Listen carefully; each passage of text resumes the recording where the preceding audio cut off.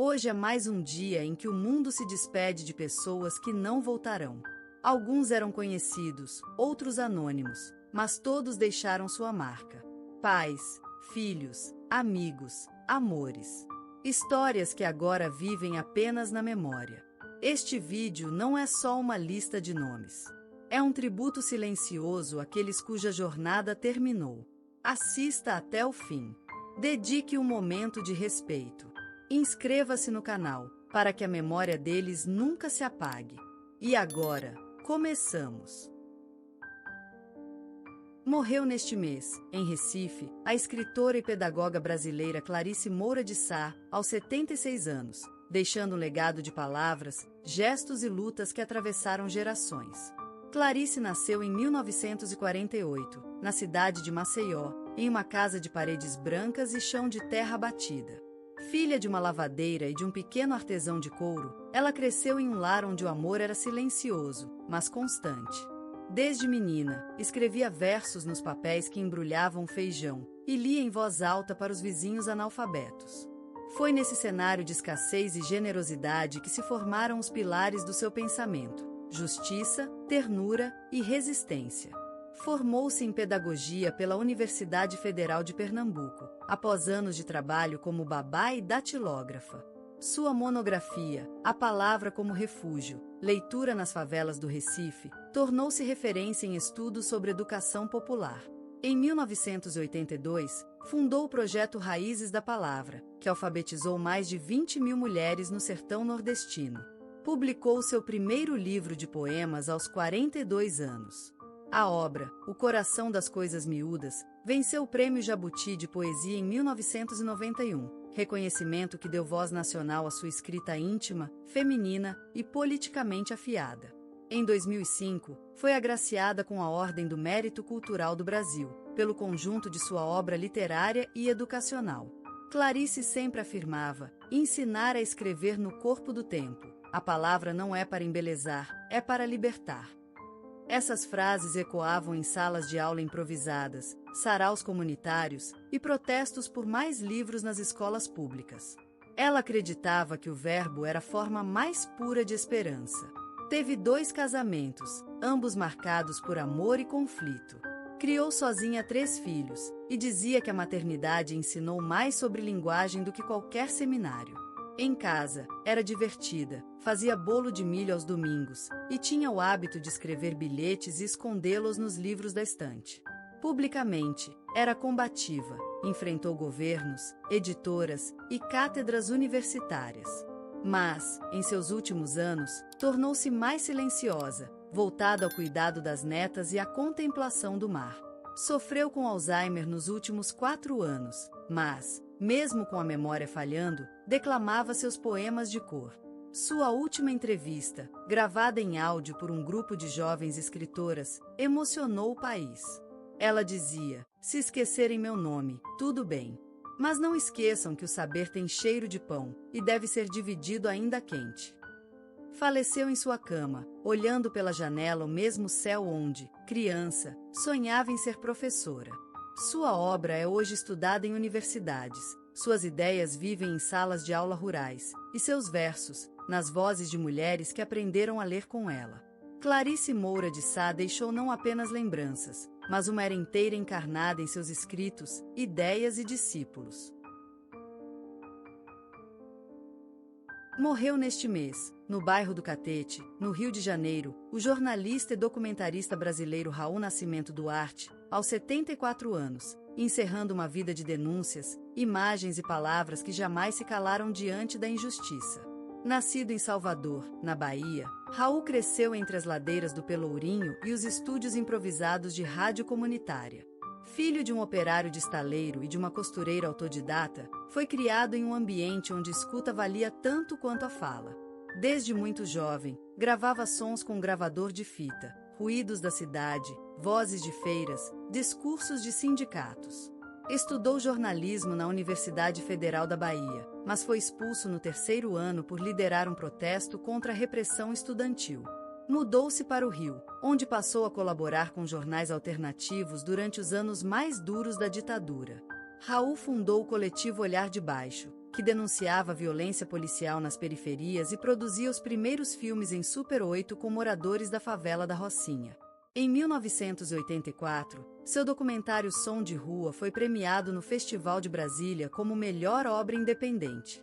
2 anos depois, recebeu o Prêmio Nacional de Direitos Humanos por sua cobertura audiovisual das remoções forçadas em comunidades quilombolas no interior do Maranhão. A partir de então, tornou-se referência internacional em jornalismo de base popular e produção participativa de mídia.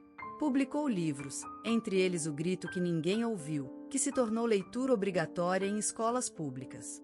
Raul dizia: "Não basta contar uma história. É preciso que ela mude quem a escuta." E também, a câmera não é uma arma, é um espelho apontado ao esquecimento. Viveu por 32 anos com a pedagoga Marina Santos, com quem teve 2 filhas. Divorciaram-se após uma crise existencial dele, mas mantiveram uma amizade inabalável. Raul morava sozinho em um pequeno apartamento, rodeado de livros, fitas VHS e um gato chamado Pasolini. Era conhecido por fazer café forte e recitar poesia em voz alta para ninguém. Nos últimos anos, lutou contra um câncer de pulmão, mas recusava a autopiedade. Seu último documentário, Silêncios do Asfalto, foi exibido póstumamente em festivais internacionais. Na última entrevista, disse: "Se me restar um minuto de vida, que seja para ouvir uma história que ainda não conheço." Morreu dormindo, na mesma cidade onde, jovem e obstinado, deu sua primeira entrevista como repórter. Deixou seguidores, alunos e uma geração de comunicadores sociais que aprenderam com ele que a verdade exige coragem e delicadeza.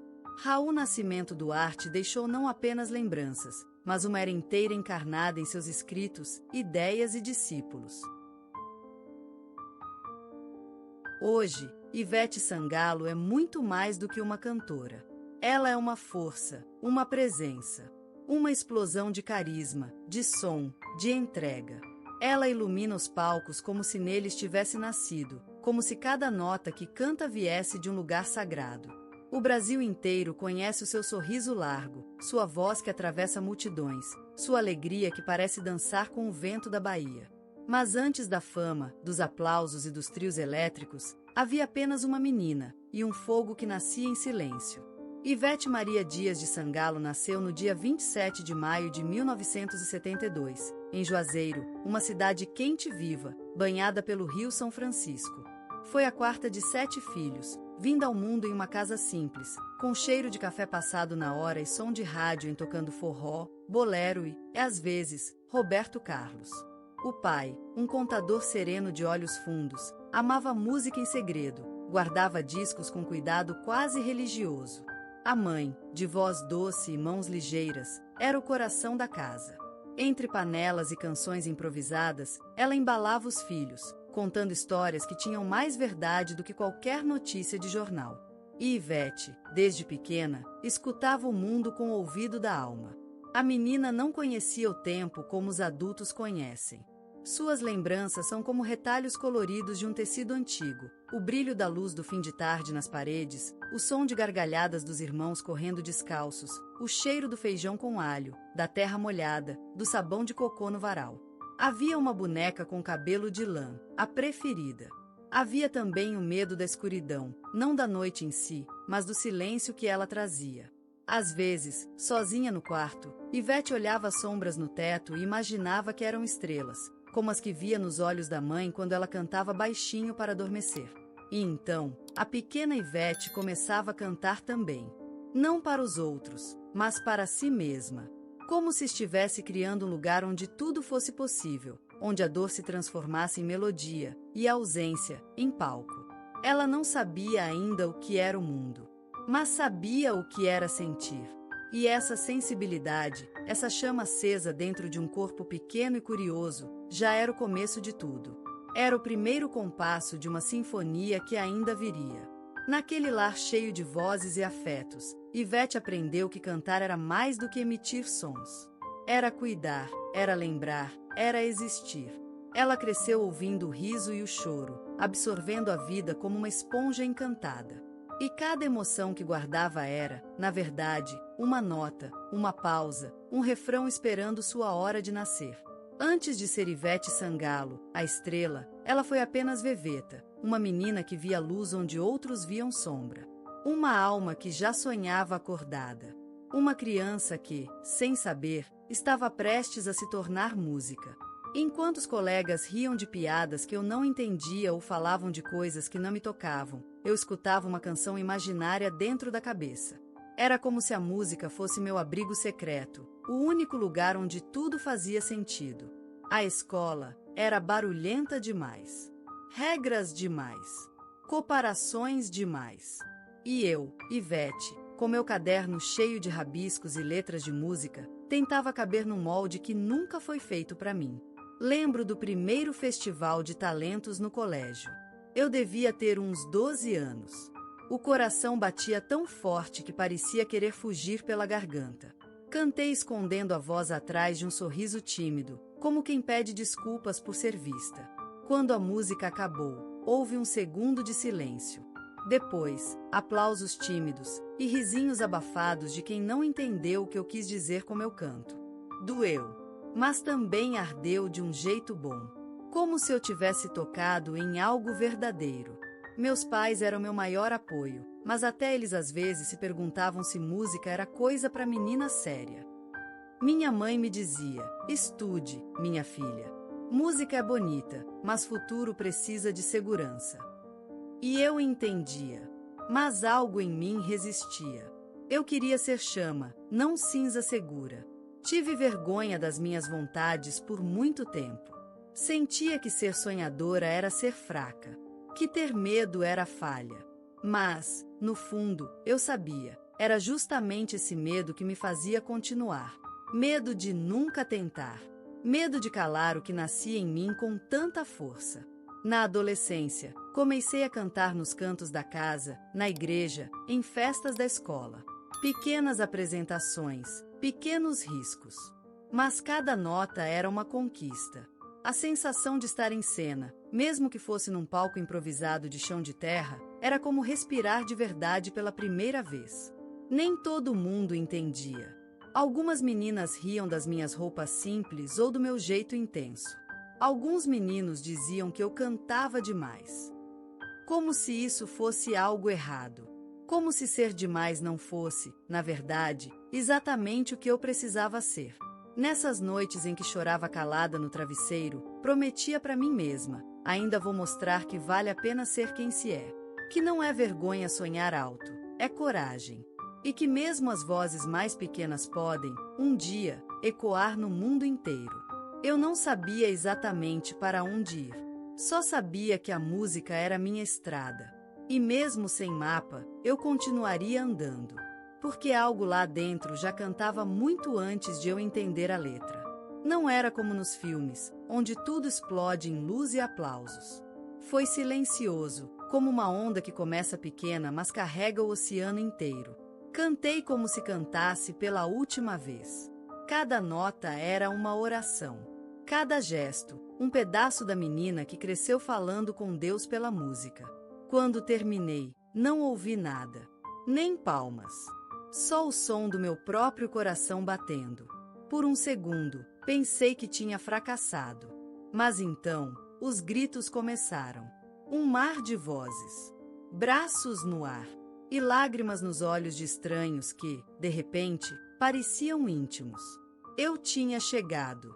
O sucesso veio como um vendaval. Contratos, convites, luzes, entrevistas, expectativas. Eu sorria nas câmeras, mas à noite, sozinha no quarto do hotel, me perguntava se era merecido. Tinha medo de perder tudo. Medo de acordar e ser, de novo, apenas a menina que cantava para as paredes. Houve momentos difíceis. Gente que me abraçava sorrindo e falava mal pelas costas. Gente que dizia que eu era só mais uma voz bonita. Uma amiga de infância, que eu amava como irmã, se afastou sem dizer porquê. Dizia que eu tinha mudado. Talvez eu tivesse.